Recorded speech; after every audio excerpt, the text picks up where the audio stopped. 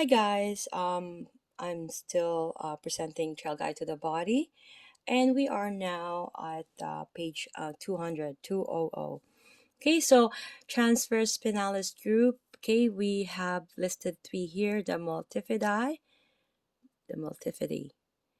the rotatorus or rotators, and the spinalis capitis or capitis.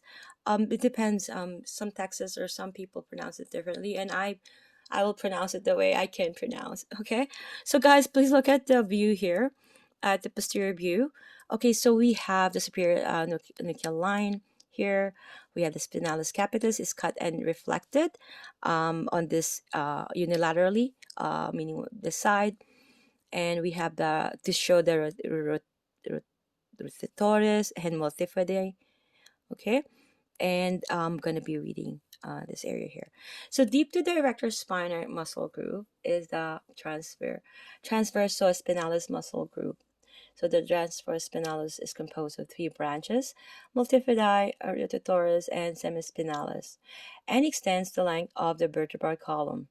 Unlike the long vertical erector fibers, the branches of the transversus spinalis consist of many short diagonal fibers.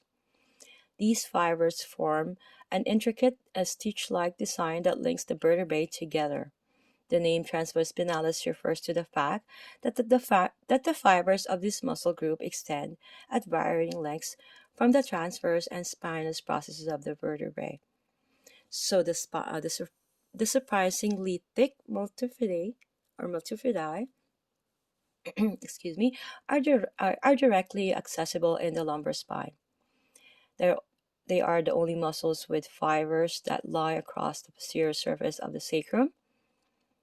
So the shorter, smaller rotatorus lies deep to the multifidi, which the semispinalis, my apologies guys, capitis is located along the thoracic and cervical vertebrae, and ultimately reaches the cranium. Both semispinalis muscle form the twin speed bumps, easily seen on the posterior neck when the neck is extended against resistance. You can even feel it to yourself, guys. It can be difficult to isolate the individual bellies of the transverse spinalis muscle as they are closely interwoven. However, as a group, their mass or density can be easily felt along the laminar group of the thoracic and lumbar vertebrae. So we're moving to the multifida and rotatorus.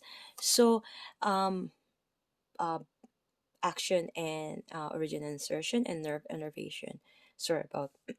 So unilaterally, please look at the image here. Unilaterally, usually we will rotate the vertebral column to the opposite side. Okay. Keep this in mind. This is very um, conflicting or challenging for me when I was in therapy program. So bilaterally, you extend. This is easier at the vertebral column. Okay. So origin is for multifidi, the sacrum and the transverse processes of the lumbar through cervical vertebrae, whereas the rotatorus is the transverse processes of lumbar through cervical vertebrae, and the origin is the spinous processes of lumbar vertebrae through second cervical vertebrae. And this one's is multifidi span 2 to 4 vertebrae, and rotatorus span 1 to 2 vertebrae. Okay, so knowing these, because these, like again, they're if you know it, like those, you can simplify it. You won't forget, because this could be a challenging, especially an exam to for students. If any student will be watching this, right? You need to know and simplify this in your brain that you can understand better, and you will never forget it for the rest of your life, right? And until in your in the real world, right? So see you guys, and I love you guys.